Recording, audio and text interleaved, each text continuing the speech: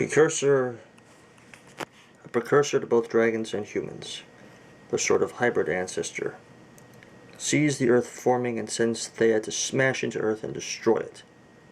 It narrowly misses, forming the moon. Dragons research on making the dead ones animated by bonding dragon corpses to runements.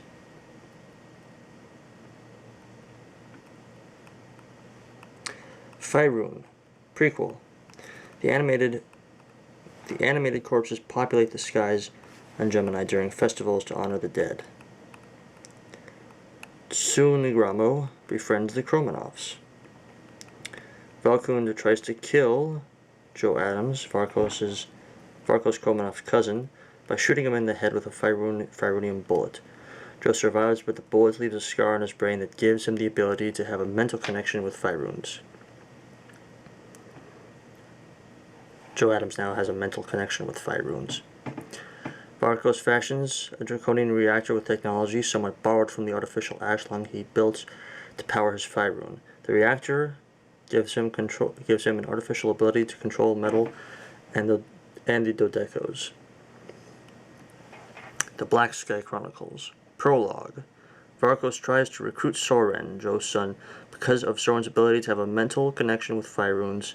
Soren discovers Varkos' artificial ability to control metal and the Dodecos, the pieces that make up a Fyrune. Soren also discovers his own ability to manipulate the Skyriders, at least in part. Chapter 1. Drake grows up with Tsungramo, whom he and his mother call Mo, or Worm, which I've written in parentheses there, and Worm's family. Worm is a kind of family friend, as are his offspring. Worm provides power to Soren's Fyrune via an artificial ashlang that Varkos helps put together, and it is this artificial ashlang that has allowed Soren to fly his Fyrune for years while maintaining a friendship with Worm. Soren and Ixion train Drake. They teach him to speak dragon, and to train him on his ability to have a mental connection with Fyrunes. Chapter 2. At the Academy, pilots don't just learn how to control Fyrunes, they are also expected to learn how to speak dragon. Bradley Snipe is there, for fashion it seems. Chapter 3. Drake goes to Fyrune Academy and meets Lance, and Kazuko, and Drake and Kazuko have different approaches to piloting Fyrunes. She's more bookish, whereas Drake goes by gut instinct. Bradley often bullies and condescends Drake purely because of Drake's ability. Bradley often condescends Drake purely because of Drake's ability.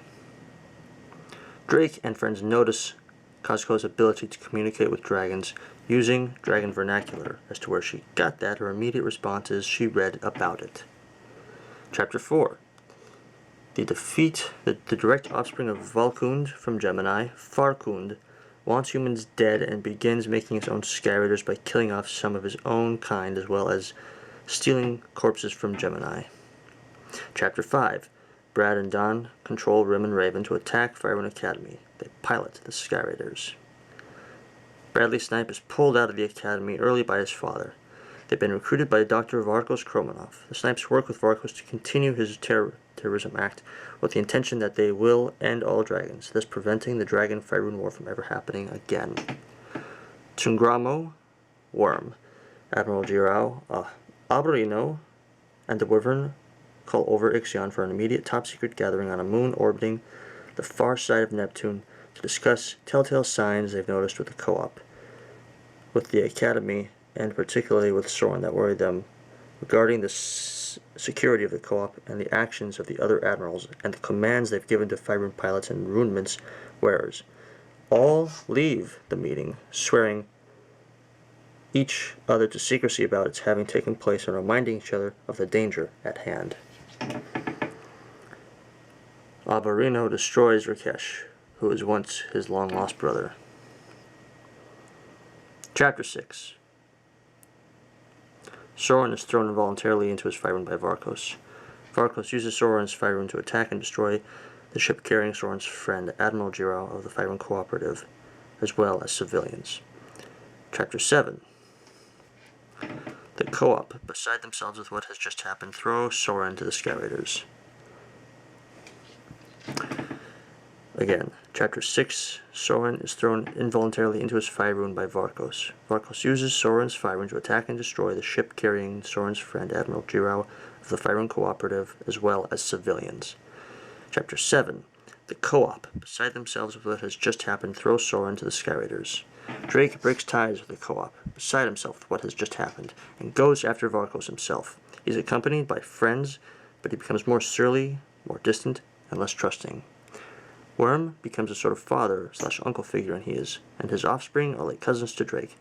Jakob's adopted daughter Sophia and Riley fall in love. Chapter 8. Drake and friends narrowly avoid destruction by Rakesh, a 100 or 1,000-foot-long dead serpentine cyborg. Drake stumbles on little-known dragon colony on Ganymede. He promises to remove the ashlungs from Fyrunes so long as the dragons can still provide a suitable power source for the Fyrunes. Brad captures Drake, gives him a drink filled with cations to cancel out Drake's ability to control Fyrunes and scarators.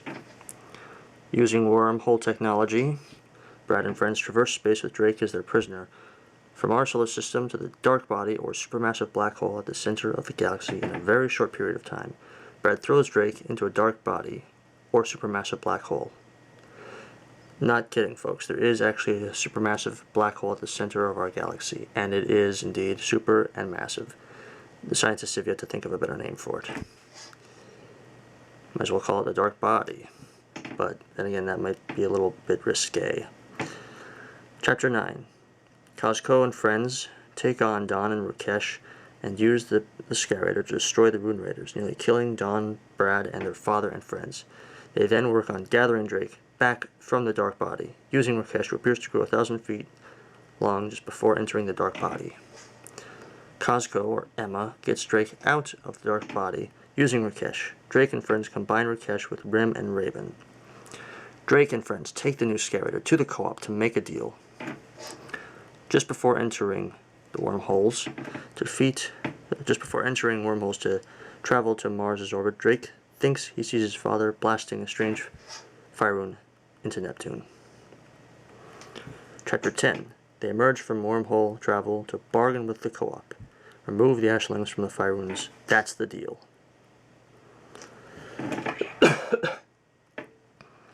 Bradley and friends steal 4 Fyrunes and kill off humans and dragons. Dragons place artificial ashlungs connected to mini hydrogen scoops in the backs of Fyrunes. Drake takes the new Scarator of Varkos. They battle above the atmosphere of Neptune. Bradley and friends attempt to take on Ronai on Mons Olympus. Ronai breaks their stolen Fyrunes and tosses them aside like ragdolls, causing serious harm. Brad remains a pompous jerk afterwards, but sides with Drake from then on. Chapter 11. Dragons work with humans so that both beings are controlling the Fyrunes together. Cosco and Drake are married on Mons Olympus to a dragon priest. Sophia gives birth to Riley's son. Cosco gives birth to Drake's daughter, Keiko. Chapter 12. A creature that is the evolved form of the human-dragon hybrid pulls Drake and Worm from the homeworlds to inform them that their species is to undergo a major culture shock, and both creatures and the Fyrunes and rudiments are to be harvested by the creature's race. There will be no compromise. However, the creature that has summoned Drake and Worm is a member of a small group that will not harvest humans or dragons against their will.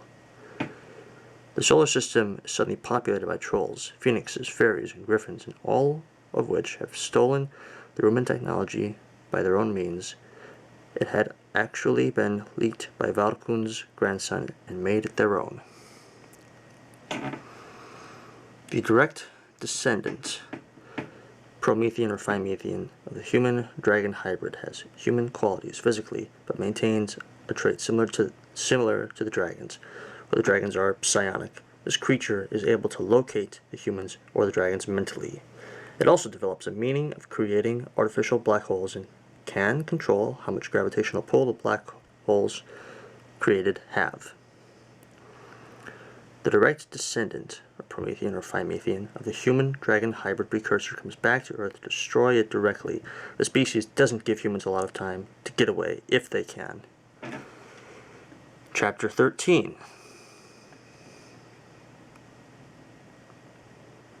One of the creatures, or Promethean or Phymethean, descended from the human-dragon hybrid, shows Drake and Worm the Mega Runes, the advanced versions of the Fyrunes and the Runes.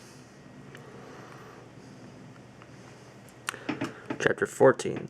Earth is gone and humans and dragons are now sharing Gemini, the name the humans gave to the human homeworld. I'm sorry. Gemini is the name the humans gave to the dragon homeworld. Be right back.